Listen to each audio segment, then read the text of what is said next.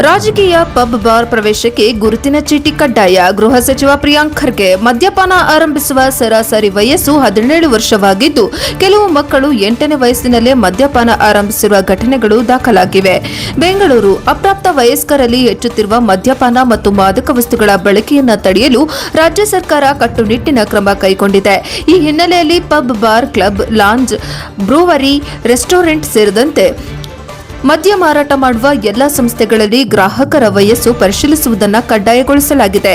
ಈ ಕುರಿತು ಗೃಹ ಸಚಿವ ಪ್ರಿಯಾಂಕ್ ಖರ್ಗೆ ನಗರ ಪೊಲೀಸ್ ಅಧಿಕಾರಿಗಳಿಗೆ ಸೂಚನೆ ನೀಡಿದ್ದು, ಅಪ್ರಾಪ್ತ ವಯಸ್ಕರಿಗೆ ಯಾವುದೇ ಕಾರಣಕ್ಕೂ ಪ್ರವೇಶ ಅಥವಾ ಮದ್ಯ ಪೂರೈಕೆ ನೀಡಬಾರದು ಎಂದು ನಿರ್ದೇಶಿಸಿದ್ದಾರೆ. ಇನ್ನು ಮುಂದೆ ಪಬ್, ಬಾರ್ ಹಾಗೂ ಇತರ ಮದ್ಯ ಮಾರಾಟದ ಸ್ಥಳಗಳಿಗೆ ಪ್ರವೇಶ ಪಡೆಯುವವರು ತಮ್ಮ ಗುರುತಿನ ಚೀಟಿ ತೋರಿಸಬೇಕು. ವಯಸ್ಸು ದೃಢಪಡಿಸದೆ ಯಾರಿಗೂ ಮದ್ಯ ನೀಡಬಾರದು ಎಂದು ಸರ್ಕಾರ ಸ್ಪಷ್ಟ ಸೂಚನೆ ನೀಡಿದೆ. Saint John's medical college, Christ ವಿಶ್ವವಿದ್ಯಾಲಯ ಹಾಗೂ ಕಸ್ತೂರಿಬಾ ಮೆಡಿಕಲ್ ಕಾಲೇಜಿನ ಸಂಶೋಧಕರು ನಡೆಸಿದ ಅಧ್ಯಯನದ ಆಧಾರದ ಮೇಲೆ ಈ ನಿರ್ಧಾರ ಕೈಗೊಳ್ಳಲಾಗಿದೆ.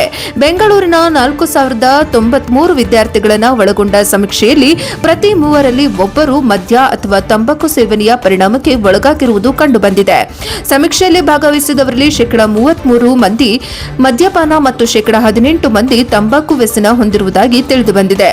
ಮದ್ಯಪಾನ ಆರಂಭಿಸುವ ಸರಾಸರಿ ವಯಸ್ಸು 17 ವರ್ಷವಾಗಿದ್ದು, ಕೆಲವು ಮಕ್ಕಳು 8ನೇ ವಯಸ್ಸಿನಲ್ಲಿ ಮದ್ಯಪಾನ ಆರಂಭಿಸಿರುವ ಘಟನೆಗಳು ದಾಖಲಾಗಿವೆ. ಇದು ಕೇವಲ ಪರವಾನಗಿ ಸಂಬಂಧಿತ ವಿಷಯವಲ್ಲ, ಯುವ ಜನರ ಸುರಕ್ಷತೆ ಮತ್ತು ಸಾರ್ವಜನಿಕ ಆರೋಗ್ಯದ ಪ್ರಶ್ನೆಯಾಗಿದೆ.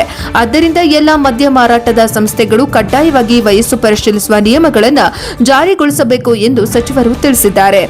ವರದಿ ವೇದಮೂರ್ತಿ, NKS TV4 ಬೆಂಗಳೂರು.